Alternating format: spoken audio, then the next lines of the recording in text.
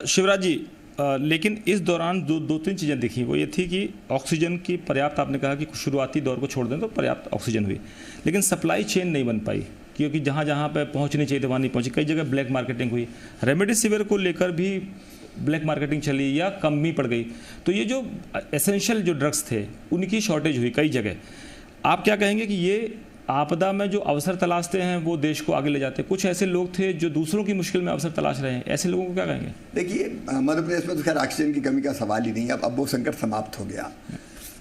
दवाई इंजेक्शंस के मामले जरूर आए, विशेषकर रेमडेसिविर के। हम लोगों ने ऐसे नर पिशाचों को, ये गिद्ध हैं जो अवसर का लाभ उठा के मानवता को नोच नोच के खाने वाले लोग हैं, इनको रासुका में भेजा है, जेल में है कई लोग।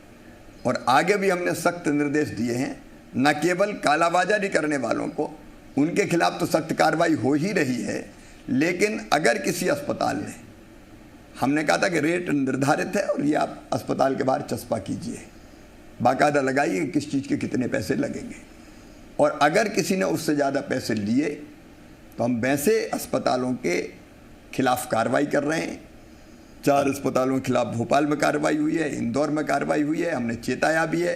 हम दोनों दृष्टियों से, एक उनका सहयोग हमको मिल रहा है जो बहुत अच्छा काम कर रहे हैं, उनको हम प्रणाम करते हैं, उनका अभिनंदन करते हैं, क्योंकि प्राइवेट सेक्टर ने भी स्थिति को संभालने में भरपूर सहयोग किया है। लेकिन कुछ अगर ऐसे हैं जिन्हें अवसर का लाभ उठा के ज़्यादा धन कमाने का प्रयास किया, तो ऐसे लोगों के खिलाफ हम सख्त कार्रवाई कर रहे हैं। ऐसे लोगों को हम नहीं छोड़ेंगे।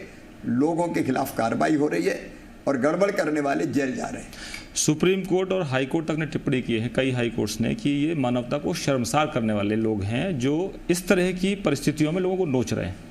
और आपने जैसे कहा कि आपने सख्त कार्रवाई की, रासुका लगाया, उनको जेल भेजा, लेकिन जो एक सिस्टम है, सिस्टमेटिक, जो आप जैसे एडमिनिस्ट्रेशन लगाते हैं कि पूरी व्यवस्थाएं होने, जैसे दवाई मिले लोगों को, रेमडेसिविर टाइम पर मिल जाए, या ऑक्सीजन जहाँ जिनको ज़रूरत है वो मिल जाए, तो अभी भी लगता है कि अभी इसको दुरुस्त करने की जरूरत है कहीं? कुछ मैं ये मानता हूँ कि मध्य प्रदेश में सप्लाई चेन आज परफेक्ट है। निःशुल्क दवाई दी जा रही है। होम आइसोलेशन की हमने जो व्यवस्था की है, होम आइसोलेशन में दवाई देते हैं, डॉक्टर रोज फ़ोन करते हैं या पैरामेडिकल स्टाफ की टीम रोज स्वास्थ्य पूछती है। और केवल वही नहीं करते, हमने उसको भी सुपरवाइज करने के लिए एक अलग टीम लगा रखी है।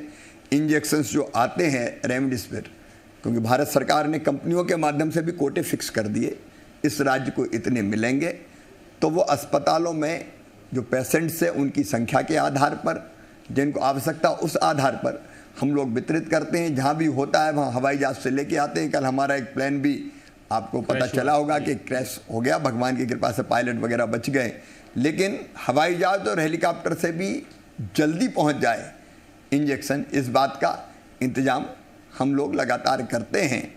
और कहीं गड़बड़ की शिकायत आती है तो तुरंत कार्रवाई करते हैं। रेमडेसिविर इंजेक्शन की कमी की बात पूरे देश भर से आई थी, प्रदेश से भी आई।